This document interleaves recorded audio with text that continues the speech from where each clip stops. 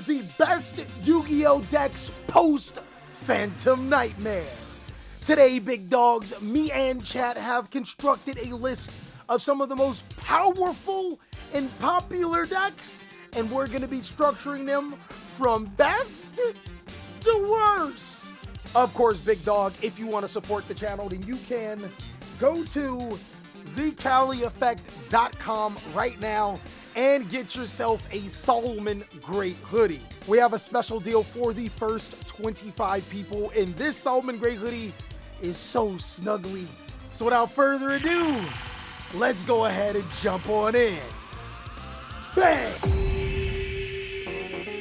All right, guys, you already know the drill. This best decks tier list is going to base the most powerful decks on how successful they can be. Of course, big dog, we decided to put some of the most popular decks as well as the strategies from Phantom Nightmare, meaning that I probably missed a strategy that you want me to talk about. All you have to do is go ahead and let me know on the pinned comment, and I'll try to get you guys on the next tier list. Let's go ahead and start off with Branded. The deck that used to lose to Ash Blossom and Joyous Spring has evolved into a complete powerhouse. One thing that I will say against the top decks, which we probably should talk about, is that Branded can get rid of threats without destroying them, which is really important. It's a deck that can grind forever and has a lot of sneaky things going for it. I think in this particular format, it's a solid choice Yu-Gi-Oh deck. Mirror Jade Dragon, Gimmick Puppet Lock, Branded is still strong and has to be respected. Not to mention Dispatter, and you can make Chaos Angel. Wait, hold on, what? You guys are synchro summoning in Branded now? Chat, is he a Master Duel player or are Branded players really synchro summoning now? Yes? Oh, no. If the Fusion Glue Eaters have genuinely figured out how to synchro summon in Branded, then we're in genuine trouble because those synchro monsters are incredibly strong. Now, a strategy that just so happened to get support in Phantom Nightmare is Goate. The new 6 Moonlight of Goate allows the deck to get so much searchability now, and the deck overall got more fish support with cards like White Reincarnation, allowing you to be able to add fish monsters from your deck to your hand. I'm gonna put Goate in, oh, this one's tough. Don't let me down, I'll put it in Mad Potential. One of the biggest things that I like about Goate right now is being able to synchro summon into Xing Ying. And since Goate can easily banish cards, being able to trigger Xing Ying's effect to get rid of a monster on the field and the graveyard can be catastrophic. On top of that, Xing Ying is really hard to destroy, so I think Goate does have a lot of potential in Phantom Nightmare. Now, the chat is saying that the deck is experimental at best, and I'm putting it too high. I could be wrong, but allow this to be my bold take. We're gonna move on into Centurion. So the good thing about Centurion is that it hasn't taken over as the tier 0 deck that summons Calamity Locks. The bad thing about Centurion is that not only is it getting stronger, it also is still a solid Yu-Gi-Oh deck. I think that Centurion is a Mad Potential Yu-Gi-Oh deck. The new support that is coming out will make this deck even more dangerous, and it does still have that option to Calamity Lock. It can easily play around cards like Nibiru the Primal Being, Introll, and Lockbird. I think that this deck is a lot stronger than what people are giving credit. Unfortunately, we're gonna have to wait till Legacy of Destruction to realize that support, but it's really cool. Centurion needed more expensive cards. Konami, I got you. Holy crap, you're right. Bonfire does make the deck a lot more consistent. Solid, but I'd call it a solid choice. You know, I think it's in there. I'm not sure if Bonfire makes it that deck, but it definitely is an expensive, powerful Yu-Gi-Oh deck with so much potential. It could be one of the best decks when all of the dust is settled. It does have climb-up potential. How expensive is Centurion? So look, I had a choice between a Centurion deck and a Collector's Rare Vanquish Soul deck. I have no regrets. Next is going to be Memento.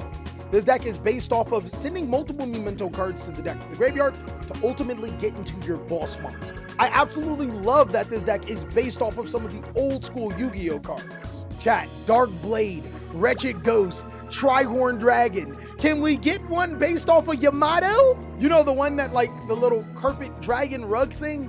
I'm old. Memento may just be old Memento right now. I would be hard pressed to put it in anything above a real challenge. Keep in mind, guys, this is a best decks tier list. We are judging these decks off of their most competitive viability. I don't see a Memento deck topping anytime soon. The good thing is that it does get more support in the future that makes it really good, but for right now, not happening. Chimera secretly got support from the last Maze of Millennia set. Those Earthbound cards will make this deck busted. Mark my words. There's also still the runic version of this deck, Eye of Illusion, that just came out. Overall, I think that Chimera deck is one of the underused solid choice Yu-Gi-Oh strategies. I think one of the good things about Chimera and Branded is that these two strategies are starting to separate themselves. Chimera seems to be a deck that's built on that battle of attrition and ripping cards out of your opponent's hand. It's also a deck that can easily win the game fairly fast with the Illusion King, and is just a strong Yu-Gi-Oh deck that grinds forever. Chimera needs another deck to be good? You know, I don't think I disagree with that, but that's actually the beauty. You can play Branded. You can play the Earthbound cards. And you also can play Runic with the deck. It doesn't make it worse, it just gives it a whole bunch of other avenues that makes it a great deck. Ha! Kasijin, Suijin, Sangha! They all combine to make the monstrous Gate Guardian. Chat, the Gate Guardian strategy is as historic as me, myself, truly. This is a deck that is built on summoning the new versions though, and they're pretty powerful. If you were playing against friends, the Gate Guardians can't be beat. You will still taste defeat. Hey, yo! Ask why some nerds love feet. What? No, no, no. You cannot compete. Holy crap. I thought, oh, stay wholesome, stay wholesome. We're not going back to, all right. Table 500 players, please take a seat. So there's good things about Gate Guardian and there's some bad things about Gate Guardian. The good thing is that they make Gate Guardian playable. The bad thing is that the deck still isn't great. The new card in Dark Element, I think, is needed support for the strategy, but then the deck kind of goes off the rails with the other card in Dark Guardian. It doesn't necessarily change the trajectory of Gate Guardian, but does provide some new cards for the deck to be able to play against friends. Next is the new strategy, Ashen. Ashen is based off of the field spell card Obsidian City and being able to special summon monsters to your side of the field because of it, as well as blow up the board with the new Vados monster. So I actually made a video on this, and Kovel will show you guys the video. Show a little picture, Kovel, do the thing. Overall, I really think that this deck is a real challenge. But one thing that I will admit is that Gus did hit me up and say that the deck is a lot better, as well as we are getting more support. So I'm gonna put it in experimental. I think that Ashen has the potential to be like Cosmo was. If you guys didn't know, Cosmo was a TCG exclusive that didn't start off really good, but as time moved on, it became a dominant deck in the game. Fire Kings, my boy. We actually should have talked about this a long time ago. The best decks in Yu-Gi-Oh! Easily Fire Kings. Fire Kings are going to get a lot stronger with the new Snake Eye Populace. This will allow them to be able to get into Baby Ponics a lot faster, but more importantly, the strategy becomes more of an engine to the Snake Eyes deck, but also gives them the benefits of being able to wipe the board. The next best deck in the entire game will be Snake Eyes itself. Yes, this deck can be played pure. The Snake Eyes strategy gives you more combustibility. See what I did there?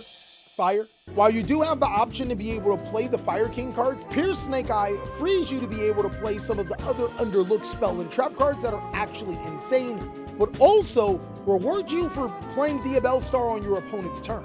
To be honest, I think that this will be hands down the best deck in the entire game. Snake Eyes will be that deck.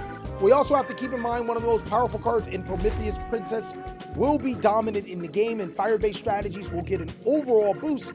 I think that Snake Eyes is going to be the deck to stand to gain the most from. I still think that Rescue Ace will be one of the best decks in the game. Yes, of course, the hits to Rescue Ace Airlifter did hurt, but when you look at the grand scheme of things, the Snake Eyes engine pretty much supplements for all of the cards that you lost for Rescue Ace. A lot of people have been calling it the Year of the Fire because these three fire decks are seen as the best decks in the game post Phantom Nightmare, but I want to know, what do you guys think? Can't stand the heat, get out of the kitchen, fire supremacy. Personally, I'm a little bit relieved that we're not dealing with a new light or dark deck, but the Year of the Fire is getting just a little bit too obsessive. Can we see some other attributes too? Konami, you got 7 other ones. I have been told by Flunder's players that I've been saying this deck all wrong.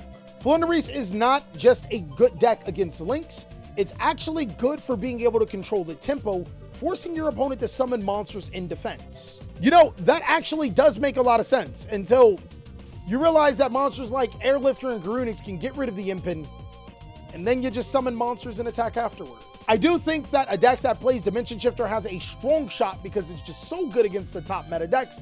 So I'm still going to put Flunderese in solid choice, which is kind of crazy. Flunderese is about 3 years old, and going into Phantom Nightmare is considered one of the better decks in the game. If you guys are a budget Yu-Gi-Oh player, this is probably the best strategy to pick up. Just don't be mad at me when the shop excommunicates you for being a Flunderese player. There's cards like Dimension Shifter and Harpy's Featherstorm in this deck, being able to shut out some of the top decks in the game, but also shutting out just about any player that plays the game too. So Voiceless Voice is a new ritual-based strategy based off of old Yu-Gi-Oh cards. Konami's really trying to get us boomers to buy in, right? I think Voiceless Voice is incredible going first. It dodges most hand interruptions, but the problem with this deck is that it is completely terrible if you lose the dice roll. With that being said, I will put Voiceless Voice in mad potential. I think there will be some genius to come around and fix the going second problems with this deck, or you just never go second a day in your life and you win everything. Bro, Voiceless can play Herald of Orange Light if that counts for anything. That actually does count. It stops cards like Droll and Logbird, making the deck a little bit stronger. Trap Tricks players, we have a deck for you. Holy crap. Trap Tricks players are in shambles right now. Chimera has positioned itself in a very interesting spot. Not only can it play cards like Dimension Shifter, it also banishes cards face down, which is really good against some of the top decks. I think that this deck is another solid choice Yu-Gi-Oh deck, but let's see what chat thinks. Real challenge, Shifter deck. Hope they don't hit Finra anytime soon. Smelly deck. It's apparent that chat is still salty from the Chimera format, but as we already know, Chimera Finra is literally one of the best cards in the game, and this deck can cycle the cards to the field as well as have more searchability for it. And now nobody plays around Unicorn? Facts. Chat, you guys will be surprised where I put Labyrinth. In the last tier list I had Labyrinth in, I talked about it being a great Yu-Gi-Oh deck, but its weaknesses were apparent. So Labyrinth has quite the few problems in this Yu-Gi-Oh format. The first is that players are going to be playing more copies of Ash Blossom and Joyous Spring and Ghost Bell and Haunted Magic. Those cards are completely scary for this deck. The second big problem about Labyrinth is that destroying your opponent's cards has a lot less value in a format where cards want to be destroyed. I genuinely want to put it in experimental, but that feels incredibly low to have it by Ashen. So I'm going to put it in mad potential. And the reason why I say this is because the deck still does have access to cards like Dimensional Barrier and even Infinite Dimension Ground, which can severely cripple Yu-Gi-Oh strategies. But the problem with that is that since there's so much deck diversity, these cards can't be singled out onto a particular strategy because then you'll just lose to others. It's kind of crazy how Labyrinth has fallen from grace in Photon Hypernova, and hopefully after the YCS, we may see a little bit of a difference. I also think that it's time to address the cat in the room. Pearly's experimental. Pearly has access to Shifter, Defissure, Droll, Summon Limit, etc., though they can expect to get hand trap more. Bro, there's a reason why I put Pearly in experimental. Pearly is 100% better than Ashen. It's also better than the Mad Potential decks. Pearly is a solid choice Yu-Gi-Oh deck if the correct person is playing Pearly. Bro, I'm telling you, this deck requires a rocket scientist to play. Why play this Yu-Gi-Oh strategy when you can play something else that's more rewarding and simple? It's one of the most perplexing decks in the game. Tier Limit is still a strategy that's incredible at Yu-Gi-Oh right now. I don't know what Konami has to do to completely destroy this strategy, but we're waiting. At this point in time, Tier Limit's damn near a folklore. If you get a player that plays Tier Limit, they're probably a god at the game. This is one of the strategies that I say is a little bit easier to play and is more rewarding than Pearly. Magispecters, guys. So the Magispecter monsters from Phantom Nightmare are crazy. Breathes whole new life in the deck. And it actually can search powerful field spells like Secret Village of the Spellcasters. Oh, and they're all spellcasters. I think that this is a nice little potential mid-range Yu-Gi-Oh deck. Chat's saying that I'm coping already because I want to put it in mad potential. I think it's there, but they check me when I'm tripping. This deck is 100% experimental. The biggest thing about this deck is that once you stop the Link monster, the deck pretty much becomes dead in the water.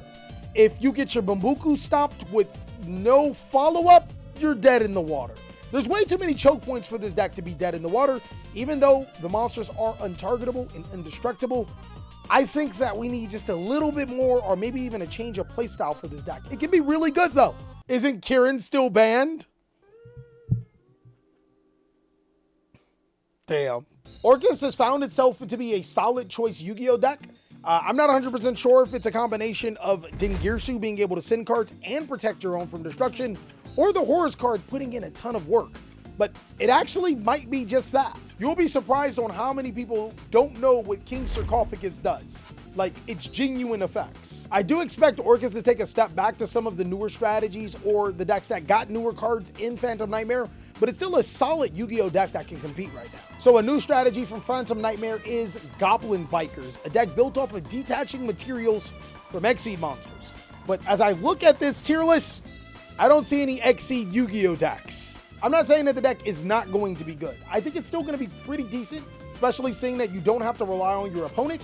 But the way that this strategy is built, it will succeed even more when there are a lot more Xseed based strategies. For right now, I'm going to put Goblin Biker into mad potential. I think after the ban list and another wave of support, this deck will be one of the better decks in the game, but it's going to need a little bit of time to be able to catch up. They are part of the lore, so they might become crazy. I think they will become crazy, 100%. They can rely on the Speedroid Terror Top combo. Of course, don't get me wrong, the deck's not bad.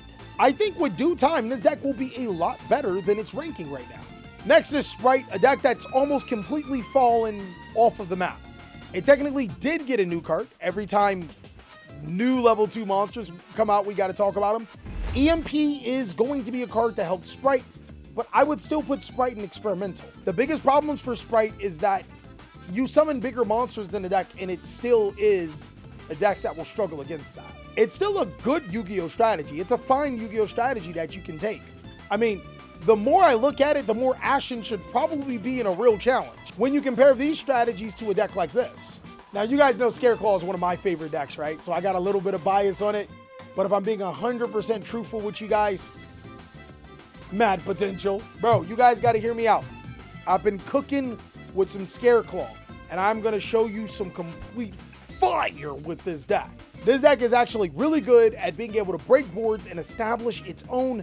This deck is crazy good with so much potential. I might even call it the Fire Killers. I don't see the deck doing anything in this format. We've been cooking, actually, it's crazy. All right, yeah, well, it's really here. I am one person, guys. I cannot be the reason why a strategy moves up a rank. So yeah, you guys are right in the essence that it's experimental and I am coping, but I do think that this deck is a lot better than what a ton of players are giving it credit. It's pretty damn good. I'll just have to show you better than I can tell you. So when I win YCS Vegas with Scareclaw, you guys are gonna be like, oh, yo, he was right? All right, next up, we got Raid Raptors, guys. I think that this deck is a genuine mad potential deck. There are some problems with Raid Raptor. This is a combo deck that loses to some of the best combo killer cards that players are expected to play because these are some good combo decks. Stop the cope. Raid Raptors, this format is begging to be table 500. All right, you caught me. I tried. There have been some players on my team that are playing Raid Raptors, and they're having some moderate success with it. I think that this deck does have potential. The new Rank 13 monster is a complete godsend card, and their new monsters are actually really good. But for right now, I would put Raid Raptors in experimental. Some of its best combos lose to some of the most commonly played Yu-Gi-Oh cards. You don't want that to happen. A lot of times you want to have a backup plan or a way to be able to still perform things. Raid Raptors kind of just fall apart right there if you play the correct cards. I think that the deck is fairly gifted, but it's going to need a little bit more time. Earthbound as a pure Yu-Gi-Oh deck with the new Fusion spell card. I think Earthbound as a pure deck in my head is still a real challenge. I think Earthbound is an incredible engine that can be mixed and mashed with other Yu-Gi-Oh strategies. If we're talking about Earthbound Bestial though, or Earthbound Runic, holy God, I think that's one of the better decks in the game. Earthbound Runic with just a few cards allows you to be able to fusion summon into Predaplant Draco Stapelia and synchro summon into a Baron de Flor. How can you get worse than that? Earthbound Runic reminds me of decks like Naturia Runic or Plunder Patrol Runic, a deck that builds his resources and wins over attrition, I think this is probably the best way to play it, and maybe I'll even get TJ to play it to show you guys. It's no real secret that Manum is one of the best decks in the entire game. I think you can make an argument to put it as best deck, and I'm going to put it there. The reason why is because once you learn this deck, you can play through so many interruptions. There's even players figuring out how to play around cards like Joel and Lockbird. You make a lot of hand interruptions look silly, and some of the most powerful cards against these decks don't do really well against the Manum strategy. Yubel. This one's interesting. The reason why I say it's interesting is because Yubel has quantities to make it a good deck. Super polymerization. I think that Yubel's support right now is trending in the right direction, but I would still say experimental for now. The new support that comes out in Legacy of Destruction makes the deck a lot better, but I would hold my horses on being forced to play Yubel inside of my deck, as well as some other wonky cards that can lead to bricks. And lastly is Rika, guys. We know that their new Arrow Mage support does come out in Phantom Nightmare, and I think that may be a reason why Rika did get hit. I'm going to go ahead and put it in Mad Potential. The deck can search a ton of times abusing Arrow Mage Jasmine, and is a crazy good deck in the right hands. And that's all that I have for the best decks post Phantom Nightmare, guys. It was really fun to be able to do a tier list like this. Of course, guys, I want to know your thoughts, your opinions, and everything in between about where I put these particular cards. Let me know down below in the comment section, and I'll catch you on the next video.